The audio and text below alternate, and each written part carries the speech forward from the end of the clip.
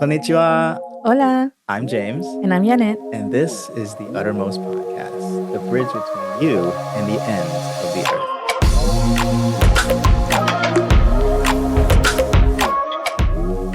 earth. Today, we are honored to sit down with someone who proves that age is no barrier to following God's call.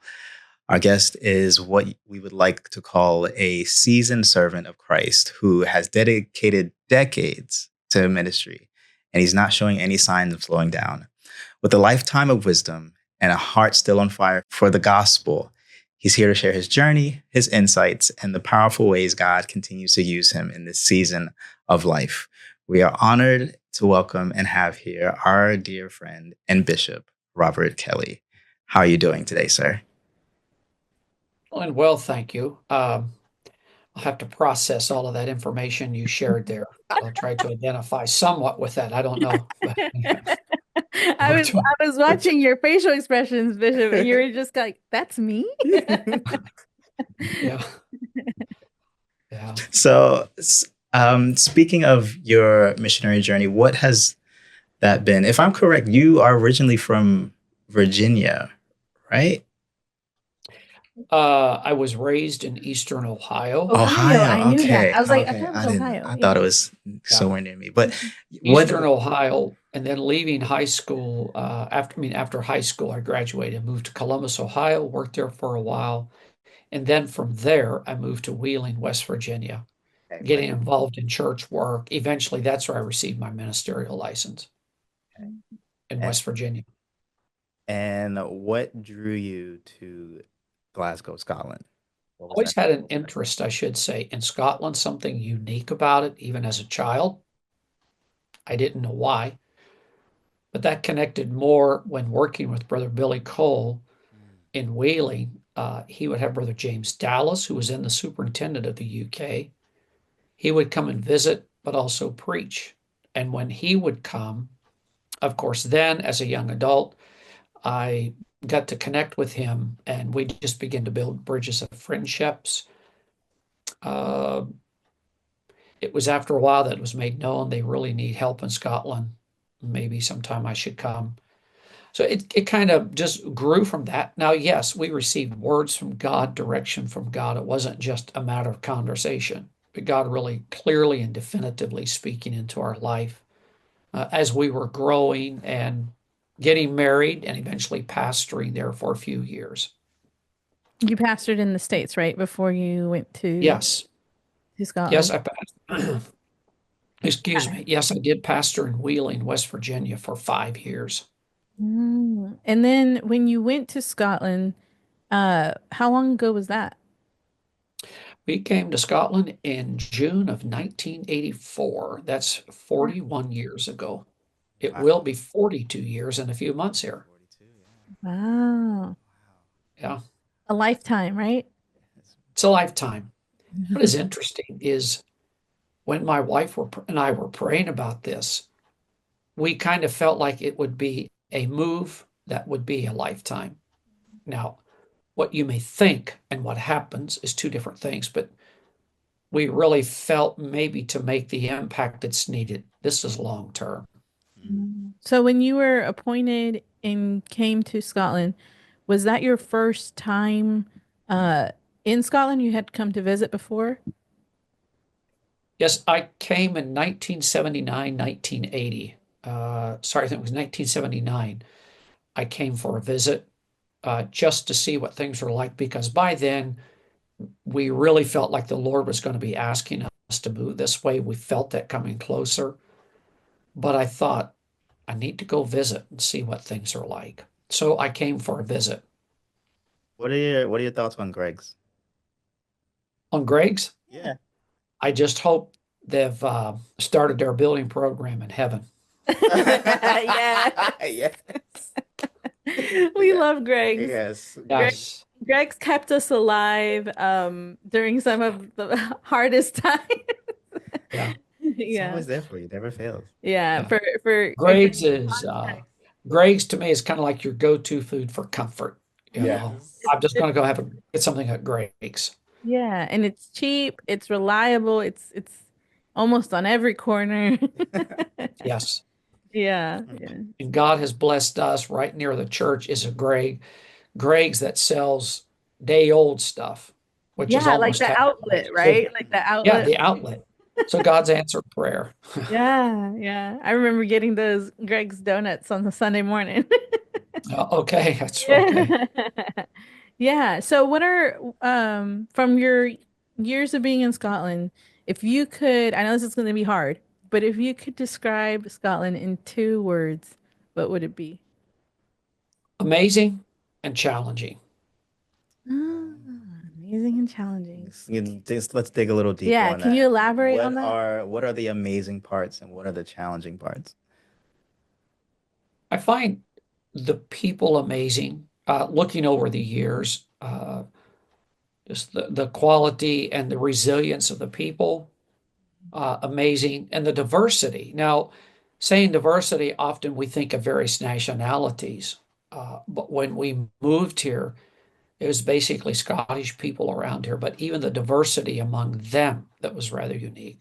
Amazing. Also, the countryside, you don't have to go very far to, you're really in some unique and beautiful country. The terrain, the weather patterns, there's just a real mixture, and you can feel like you're way out somewhere and you're not that far from civilization.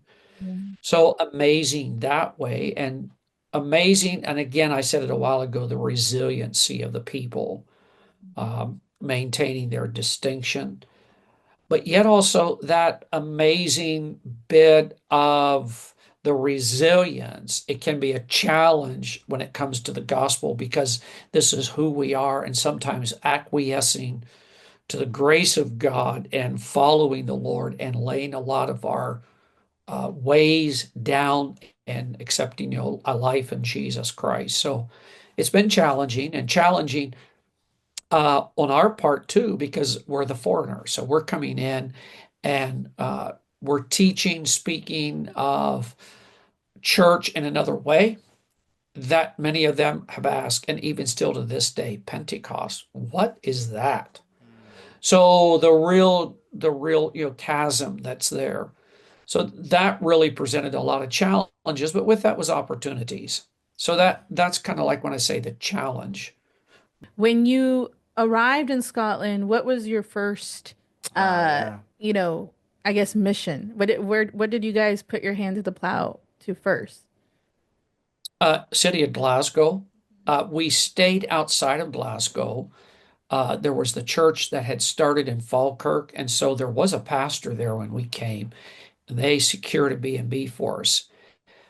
So we stayed there, but that was just till we got our feet on the ground just for a few weeks, and then we found a house. That's where we really felt directly to come to was Glasgow, and we found a house in Glasgow to rent, and it was rather unique where God opened the door for us to rent the house. And that was unique because we had lots of people who said, I have friends, I have acquaintances that if you ever get there, invite them to church, because these were people that we met in church traveling and said, I've got friends and family that live there. And it was rather unique. We kind of landed right in that area, not really knowing that because it was so new.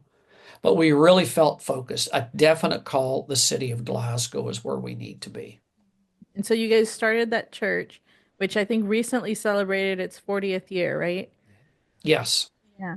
And so you guys started the church in Glasgow. We were blessed to be a part of that church during our time in Glasgow in Scotland. And then you guys also started a Bible school, right? Under the UPC GBNI. Yes. We initially started what we called a part-time program, which is still going. And of all things, we were using videos from Kent Christian College. And so that was kind of set up. But then we started incorporating live teaching. And out of that, we had that program going consistently. And Brother Francis and Brother Austin. Brother Francis is now our bishop, superintendent of the work. Brother Austin is our assistant general superintendent. But then we were just ministers, pastors, no titles as far as that goes. And they would come up every other month to help teach in the Bible school. It was one of those times that Bishop Francis was here, taking him to the airport. I can take you to the place in the city where we begin to talk. And he and I begin to discuss about what are we going to do in 20 or 30 years when we're fading from the scene? Who's going to pick up the pieces? Yeah. Out of that conversation became the idea to start a full-time Bible school. And because God allowed us to secure the buildings that we have now, Yeah. it made a real viable venue to do something like that. So we were here several years, I mean, before we ever started the full-time Bible school. Yeah. How many years has the Bible school been around now? I think we're now in our 22nd year of the full-time Bible school. Wow. Yeah, and the impact. I mean, as I was hearing you, I've heard you talk and share this story multiple times, but as I was hearing you just uh talk about that once again, I honestly got emotional, Bishop, because you know, I've been able to experience the ministry of Harvest Bible College. I was a student at one point. That's how I met you and Sister Kelly, and you know, and just the impact that it had in my life, and just seeing how it's it started from a place where you guys sat down, like you said, as ministers, not even in the positions and that you guys are serving in now, but ministers who wanted to be a part of what God was doing, right? And began to notice that there would be a need. You know, maybe not like right now, right? You know, but it was like, Yeah. what are we going to do when we can no longer be the ones doing this? Mm-hmm. And that takes something to be able to see that far ahead and think, I'm not gonna always be able to do this, and I need to start training the next generation. And I'm thankful that that conversation took place in that car so many Yeah. years ago, because thanks to that, you know, that's the Bible school I ended up attending. And I know that so many of my peers, you know, have been impacted not only to do ministry in the UK, which is probably the context and setting you guys were thinking of, but God had plans to help it have reach beyond. You know, I know you guys have graduates all over the world, and really instilled the desire and the heart for missions. So I just want to say thank you again for that, because the you know that the fact that that came from one conversation, and Yes. what God did um in that conversation and after that is amazing. Yeah. Well, thank you. And we were blessed to have you there as a student. And then later on, James came as a student, but he was a virtual. Yeah. Uh, you're both, one was live and one was virtual. But again, it was rather interesting when that all came up because of COVID, how we had to shut down the live program, how God just incredibly opened up the virtual program. It really was an amazing thing. Yeah. But I'd like to make a point here. Oftentimes, we feel in the work of God that we have to be in a position Mm. or hold a position before we can really start moving things forward. And that's not necessarily the case. Okay. A lot of things I've been involved in ministry, I started out even without my license involved in some things. And oftentimes today people feel, well, if you're in a position, then you can be equipped to move things forward. Right. But you really don't have to be. You have to have a person of vision, of desire.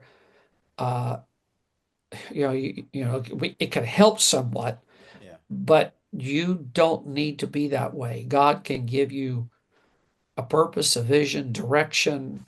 He can attach it to what you're already doing. How do we make this come to pass? Yeah. I really look back and I think about the impact that Harvest Bible College at least had in my life. It was an amazing biblical foundation with teaching, you know, biblical teaching and community. But I will say, I think one of the things that is really inspiring about what Harvest Bible College did for my life, and I've seen it do for others, is that, you know, you guys are the teachers, the core staff there, are people of vision and people who see the need, the burden, the needs that are out there, and you pour that into your students. And so I think one thing that you guys do so well is empowering. You guys empower that next generation to really see themselves in the work of God. And I think I'll say, as someone who didn't come from a church upbringing, who didn't come from a ministerial family.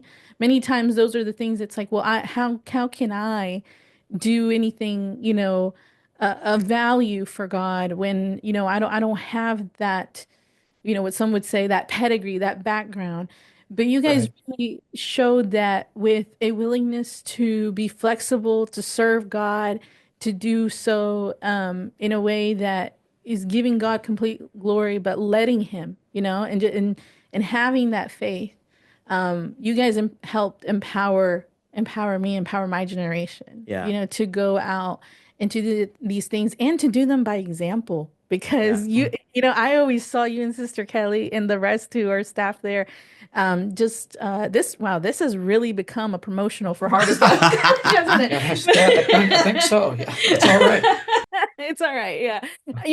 I saw you guys not only teach it, but live it, Yeah. and I really appreciate that. Yeah, it was great. I had never really been to an institution like that one, and it was very impactful for me. I walked away with a lot of lessons and a lot of things that I implement today. And I just want to say, if you ever question whether the Bible College has done what it set out to do, I will say it's a resounding, definite yes.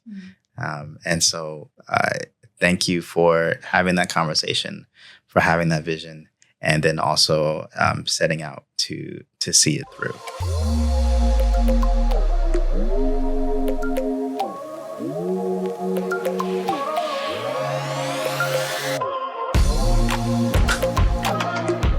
It's been 22 years since the inception of the Bible College. The full-time, yeah. Full-time Bible College. And so you've been a pastor, you are the Bible school principal. And then, a lot of people would look at that plate and say, Brother Kelley, you got enough. It's good. You don't need to put on anymore. But then you go on these journeys every now and then. These journeys. I love how you go on these flights. You go on these journeys every now and then. And can you talk a bit about what your role is in going to these places and what exactly and where you're going and what exactly you're set out to do? Okay, you're probably speaking of the role of area coordinator. Yes. Yeah. Okay. Area coordinator, I've been doing this for the last several years. It was basically to the UK and Ireland. It's not a place of authority or position. It's just to be a help. It's to bridge between some individuals, how to help make the work of God go better, hopefully. But then a need arose in the Nordic countries, which is Denmark, Finland, Sweden, and Norway, which takes also Iceland and Greenland and the Faroe Islands. Can you go help there? And so I was involved in an area that was really struggling, having several issues, just various ways. It's not, it was a struggle. Yeah. So it was just being a friend, a leader. How do we fit in? How do we help them fulfill what God's wanting them to do? So we've been involved with that, and it's been incredible to see and how God has really brought the Nordic countries on. And I always attribute that to those that were there and became part of the work, their vision, their burden, they're just, they really stuck it through. And then due to some other situations, we were asked to step into the Baltic countries and basically kind of do the same thing. And we're a little more involved there, but not as much as we would like. So our remit is to go help support the personnel, give guidance in some of these areas. We're superintendent. And it's just to try to help them to accomplish what they feel God's asking them to do, to try to bring some administrative guidance, and also bringing in people to help speak and teach that can really feed into what they're feeling and what they want to do. How many That countries do you know? Pardon? How many countries is it total that you? Well, we have 10 countries and 4 territories. We have, of course, Lithuania, Latvia, and Estonia. Then we come to the Nordic countries that I talked about. And then from the Nordic countries, we have the 4 in the UK, Wales, England, Scotland, Northern Ireland, and then the Republic of Ireland as well. And you got all the islands in there.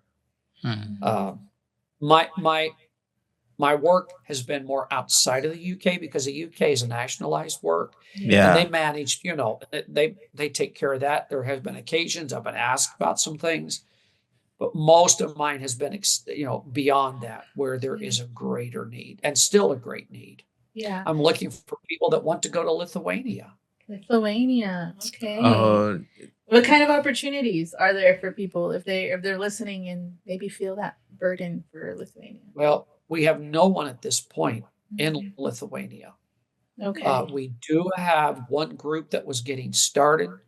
So Lithuania is a real opportunity, whether you want to be an aimer or you've been an amper, or even if anybody that's an appointed missionary would like to go there. But it is a real opportunity. The people are really, from what we have found, very nice. It's like anywhere else. You got to break down the walls, the barriers. It's a different language.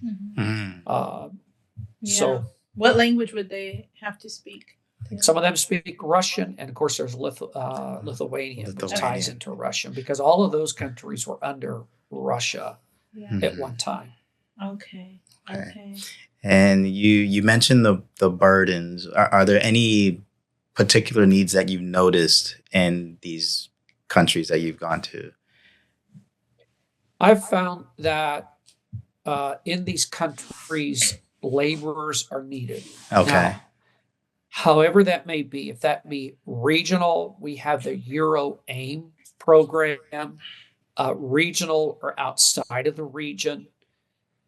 It could be North American personnel. It can be regional missionaries from within our region or coming in from other areas. But in those areas, I know in Lithuania, we do have a mission. I'm sorry, in Latvia, we do have a missionary. It's there, but they are needing some more help. Yeah. And in Lithuania, it's going back in again and starting. So I would encourage somebody that has a little bit of experience. It's not raw, not brand new. They may have never left home before, and now they're living in another country, because that all can be very, very overwhelming. So we're looking for, and just asking anybody that would be interested, if not interested, pray into the matter that God can speak to hearts to go. Yeah. Did you ever imagine that God would take you into a ministry like this, where you're helping other countries beyond the one that God planted you in? No. I never envisioned God moving me to another country in the U.S., let alone this. Yeah. I look at it. I told someone the other day, I said, if you would have told me 50 years ago, I'd be doing some things I'm doing now, you don't have a clue. But God, but God. And I know where God brought me from, what he's brought me through. And that's why, knowing my background, when I say that, no, it wasn't bad or whatever, just I was not outgoing. I was not always out there. I know where God brought me from, and I see what's in the lives of others, the potential, and I know what God has done in me. And if I see God can do that in me, God can do that in other individuals and release or grow something within them. And that's why I see just such a desire to pour into others, because I was given opportunities I never asked for. I was brought into situations that God led me into that I really had no idea what God was opening up to me. I just didn't know. Meeting people. I mean, that was before I ever moved, my wife and I, to the UK, and then you know, never knowing that for 4 years I'd be working with Brother Billy Cole in the church, and this just didn't ever enter. But God opened the door, and I moved through that door with great fear and trepidation.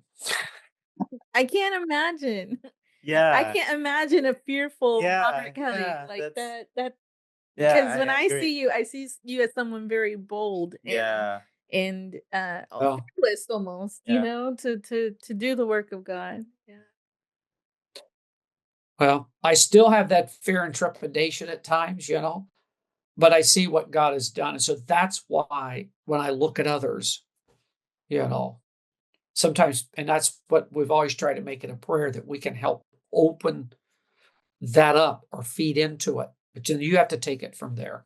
Opportunities were open to me, but I had to be the one to step through. I had to be the one to take the initiative. Yeah. And I think sometimes with people, they want not only opportunities, but they want somebody to develop. They you know, you kind of have to grow with that. And if you go too quick, you can't handle then what God may bring into you, and that can create a problem. It sounded like you were very well in step with God and Him leading you. And how does one how did it help you when you were having those your first few moments of fear and trepidation? Like it sounds like you're used to it now. You're used to that feeling, and you know how to deal with it, and you know how to bring it to God. But it sounds like that's something that developed over time. How did you deal with the first few moments with maybe moving to Scotland, or any other things that brought fear and trepidation? Of course, the idea of relocating brought great excitement. But let me just say, that's not because I wanted to leave where I was. Uh-huh. Because where I was pastoring, we had developed it to where I was full time. My wife did have to work as a teacher. She didn't. That was us. We got set for life, even though we knew in the back of our head, but we were quite content where we were and happy. We were not looking for a place. But when God began to move on me, I began to tell my wife that we're going to be coming to a close here. I can't tell you when, but there is a season of this. God's beginning to shift some things. Yeah. So I think, James, it's each of us learning the voice of God for our own life. Yeah. And knowing that when the God has been very graceful, is knowing when those shifts are coming. It's not been like here today and gone tomorrow. Now, I know some people, that's how God does it for some. But with me, I could just feel that subtle God's up to something. And then it just begins to lead that way. And in saying that, I've experienced that the last few years in me releasing certain things and going same different directions. It's the same pattern that takes place. That's why I often encourage people when they say they start hearing from God or they're feeling direction, note what's happening. You have to write it down, look at the process. What happened? Why did I begin to feel this way? What kind of pushed that? What was it that happened? And because I'm a firm believer, when God moves on you in a particular way, if it's a relocating or your ministry opening up, I have found a consistent pattern with that. What's that pattern? That pattern, okay, is just like I said a while ago. I'm quite happy with what I'm doing. I'm happy, but then I begin to feel just this shift. God's beginning to bring a shift. I can't say I've had a dream, a vision. Something just resonates in my spirit. It just happens. And I've realized I've got to pay attention to that. I've got to follow that. With others, they may hear an audible voice. With others, they may have dreams and visions. It's just our character. God knows our person. Yeah. I like that. I like that. God doesn't deal with everyone in the same way, but as he deals with you, you're learning how he deals with you. And and what I'm hearing from you is in your life, things are content, things are settled, and then God will come along and he'll kind of move a little something here, move a little something there, and you start to go, okay, okay, God, I see you. Where are we going? What are we doing? Yeah. Okay, and that's very good. That's very good.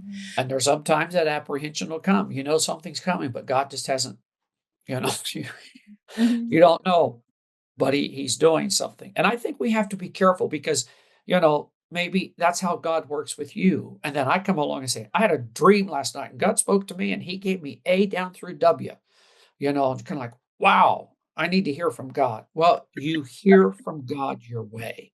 Yeah. Right. Yes. That's, Yeah. um, I've been there. I've been there. Yeah.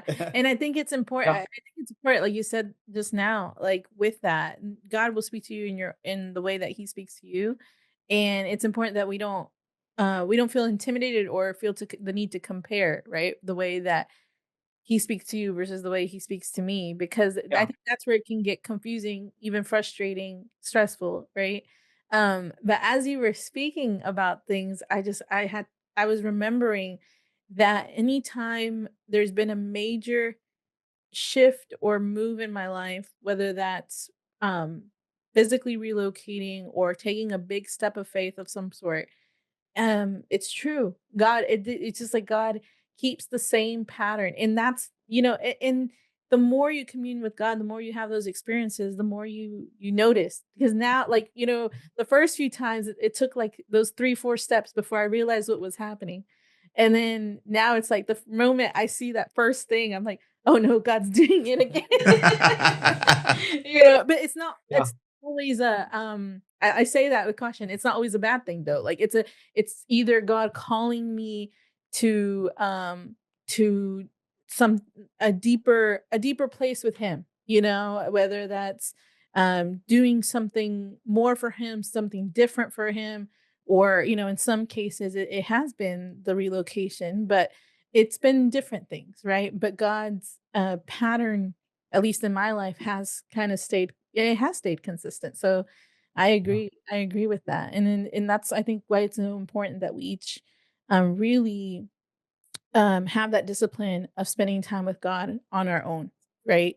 To really being able to hear the voice of God in our lives and not just relying on outside stuff. Yeah. And the other thing too, I think is important, especially major moves. And I think you would know this. You've experienced, both of you, major moves in your life.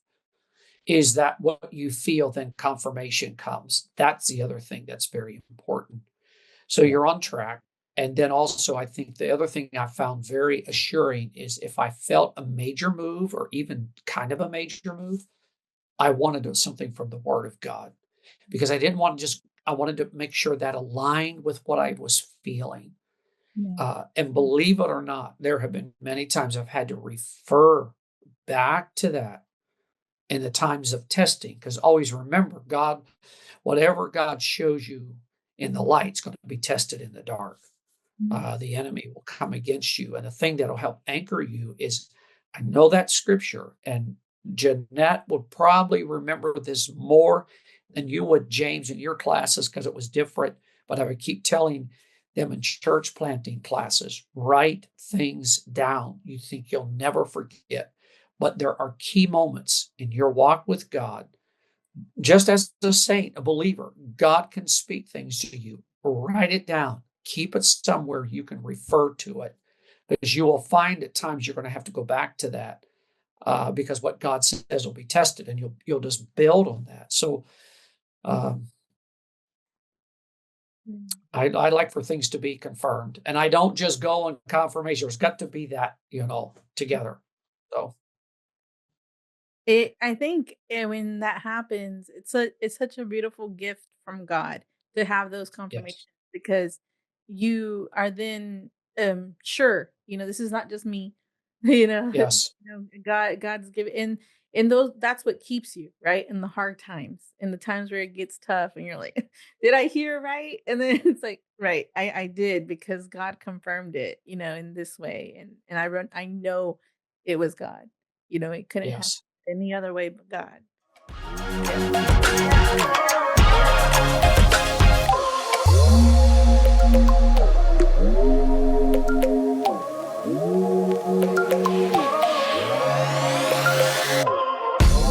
Bishop Kelley, would you call yourself a big dreamer?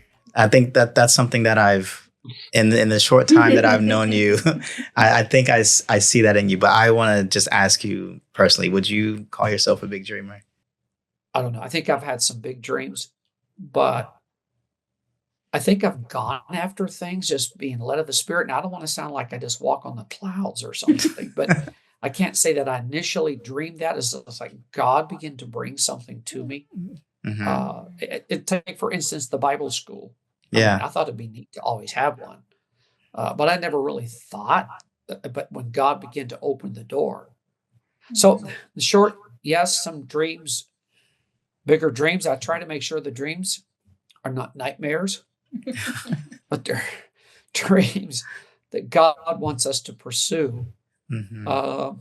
And I feel I'm this kind of way too. I struggle with when somebody comes along. Oh no, it can't be done. That okay, we've drawn a line. So don't say it can't be done. I may not be the one to do it, and you may not be the one to do it, but it can be done. Maybe we can be the one to help somebody do what we're saying can't be done. Amen. So that's the other thing to realize. You may not be the one, but you could be the one that can help feed into somebody that can, or we've never done it that way before. No, that may be true, but let's see if another way might work. And, my scripture too is I can do all things through Christ that'll strengthen me. Right. Now, and I feel if God gives us something, he will give us the ability or the help to be able to accomplish it. And also, I think this is why it's very important you learn how to surround yourself with people that can help you, and eventually even in leadership, to help you bring about what you feel the Lord is wanting you to do. And never in years gone by, I've helped people. I think I have. Maybe I've been a stumbling block, but I would like to think I've helped others fulfill their dream, their vision when you've worked under them. Because I think when you do that, then God helps you to fulfill the things you're wanting to do. Yeah. In his time and in his way. Yeah. Do you have any big dreams right now? I don't know if it's a big dream. It was when I was having to help step in a couple of years ago. It's been about 3.5 years ago to help in the Baltic countries. And we were driving through, and we did have a smaller group there. And we were driving through Lithuania, and I just felt so overwhelmed. I can't shake Lithuania. I don't know why.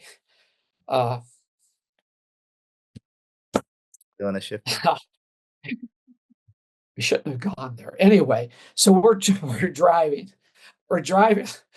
along, and I told my wife, I said, you know what? We could come here for 6 months and live.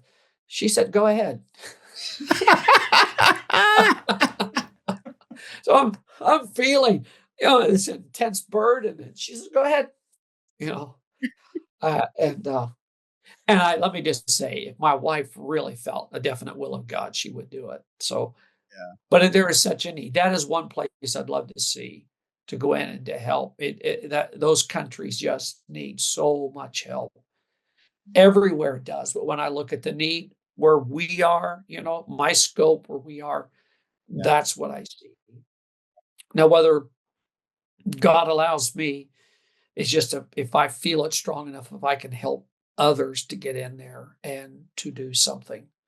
Because I'm very much aware, as we talk about age and all of this stuff, we're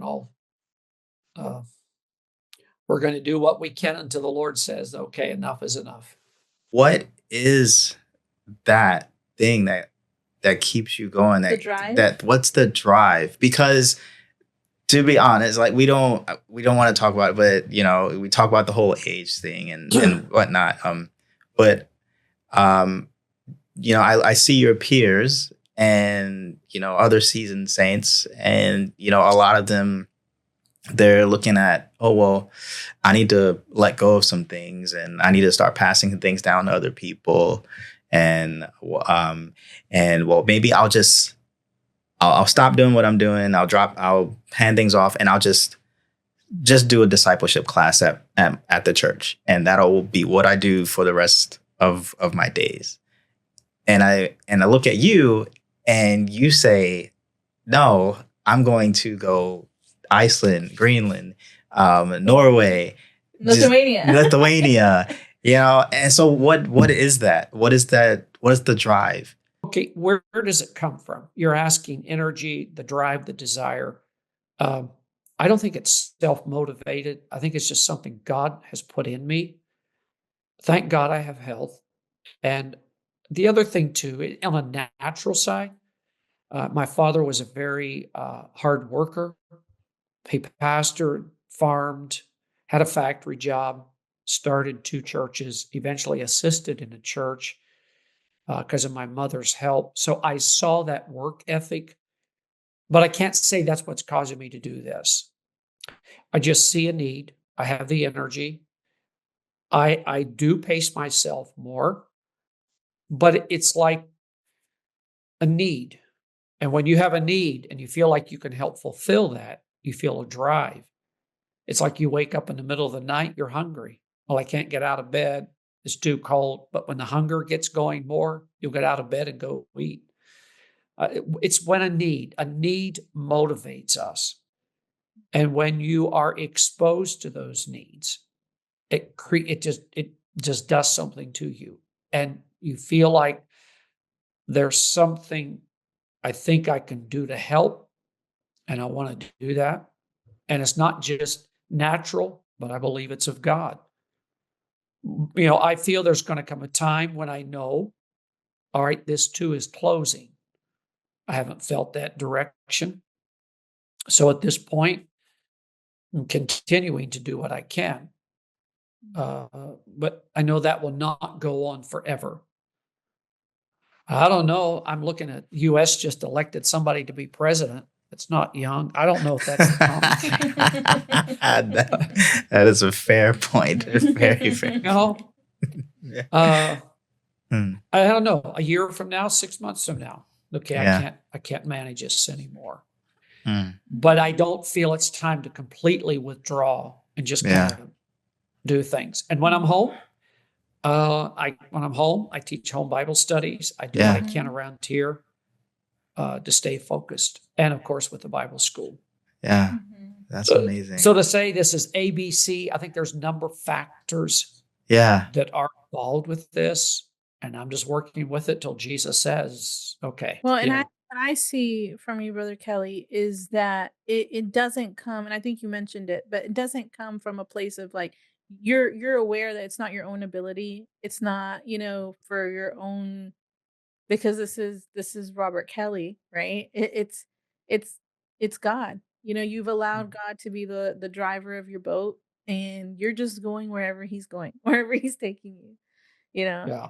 That's something really admirable, and something that our generation needs to hear and see modeled, because I think, if I can speak at least for myself, or what I've observed in my peers many times, is there's a lot of overthinking about, what am I going to be, what am I going to do, and trying to kind of have it all mapped out. But I look at your life, yours and Sister Kelly's lives, and I admire how much you guys just, you know, let God write your story, write your plan. And it's that reminder that when we do that, God's plan for our lives is so much greater than anything that we could, write for ourselves. And as long as you just stay submitted to him, and let him Yes. be the driver, it's like, yeah. So I think you're a great example to our generation. Yeah. And if you want more Robert Kelley wisdom, join and follow Project 54 too. Yes. On Instagram and Facebook. They have Zoom meetings. Yeah. Yeah. That was not planned or scripted, but please go give Yeah. them a follow. How you are, going to these different countries. If you could just note some specific needs in specific places, and then ways that people can help. What are those? Well, of course, we've already mentioned the Baltic countries. All three of them need help, but the two I would specify is Latvia and Lithuania. Of course, prayer, and in Latvia, we do have a missionary already, but the help that's needed.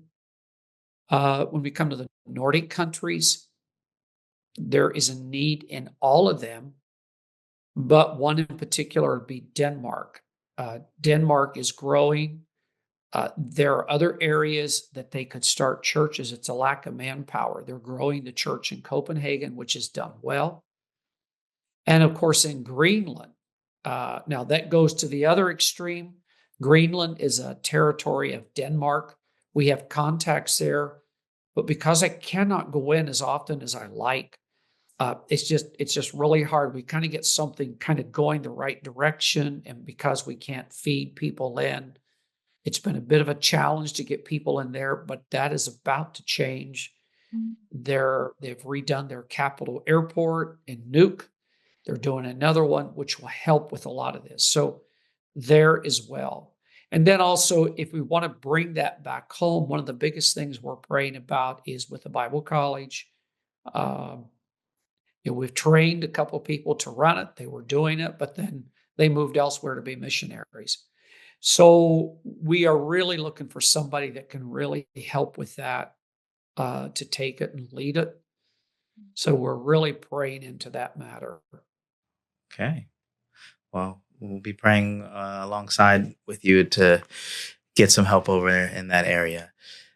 We want to thank you for just sharing yourself, sharing your story, just sharing, all the bits of wisdom. We can't find all the words, but we have a question that we like to ask everyone who comes on the podcast, and the question is, what can the person listening to this podcast episode do to become a better global Christian? Look beyond yourself. Look at other people groups, other cultures. Sometimes, again, I take from my experience, because of being very limited where we lived, but it was getting eventually out of that bubble and God calling us to other places. And of course, before that, we got involved in praying and giving to missions. I think be adventurous. Go beyond your country. Go somewhere else. It's a big, big world. Going to Asia last December, although we were on holiday doing this trip we just did, and other places, it's like sometimes my wife and I just say the need is so overwhelming. People are needed. And people can do more than they realize. They really can. So saying that, to become more global-minded, get out of your comfort zone. And when you get out of your comfort zone and your situation and you pour into others, God has a way of bringing back to you what you need in your life. The Uttermost Podcast is made for the Christian that wants to be global and the person who wants to understand Christianity across the world. We hope you enjoyed today's episode. Thank you for listening to the Uttermost Podcast, the bridge between you and the ends of the earth. And remember, the end of the bridge is closer than you think. Now go and be a witness.